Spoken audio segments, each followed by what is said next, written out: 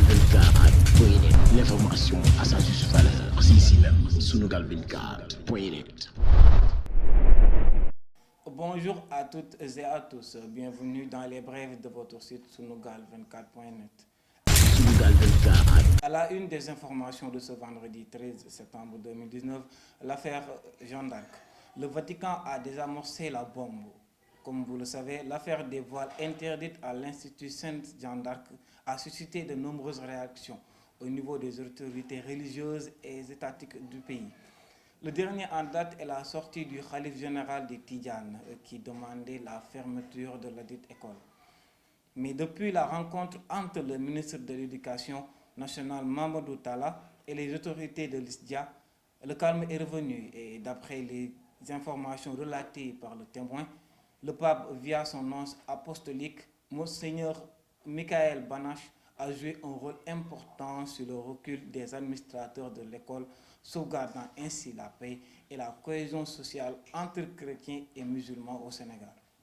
Polémique autour de l'histoire générale du Sénégal. Va-t-on vers une guerre confrérique? Rédigée par le professeur Iba Der Thiam, l'histoire générale du Sénégal a fait grand bruit depuis sa publication.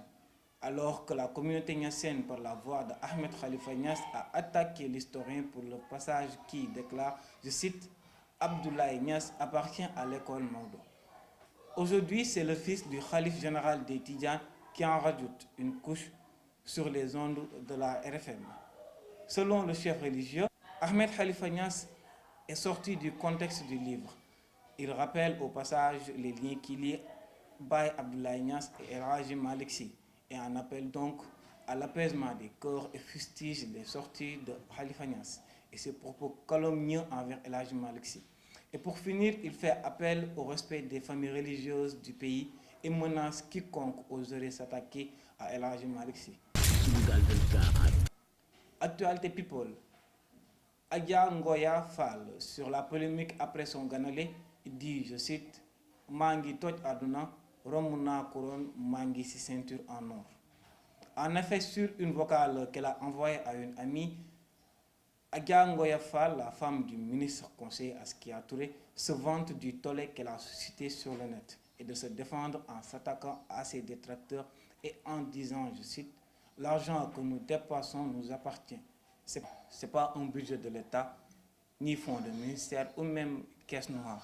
Elle renchérit aussi en clamant que leur train de vie ne peut être couvert par un salaire, mais que son mari qui l'entretient a des business et qu'il ne peut être audité. Et d'ailleurs même le ministre conseiller du président lui promet une importante somme pour les préparatifs du Magal de Touba. Et cette somme, dit la femme du ministre, va servir à l'achat d'une ceinture en or. Pour finir, elle rappelle qu'elle a l'amour de son mari et son soutien, ainsi que des membres du gouvernement. Donc, elle n'a que faire de l'avis des gens qui, pour elle, ne font que lui donner du buzz. À l'international, un Sénégalais risque plus de 50 ans de prison aux États-Unis. Se faisant passer depuis plus de 31 ans pour Lil Lindsay, un Américain décédé depuis 1988, Almami Babali risque d'être condamné à 55 ans de réclusion aux États-Unis pour usurpation d'identité, selon les Échos, qui donnent l'information. L'affaire a été évoquée jeudi dernier devant la Cour fédérale de San Diego. Le Sénégalais qui vit à la Mesa, une municipalité de la Californie, a reconnu les faits pour lesquels il est poursuivi. C'était tout pour aujourd'hui. Nous vous donnons donc rendez-vous prochainement sur notre site sunugal24.net et d'ici là, portez-vous bien. Sunugal 24.net, l'information à sa juste valeur, c'est ici même, Sunugal 24.net.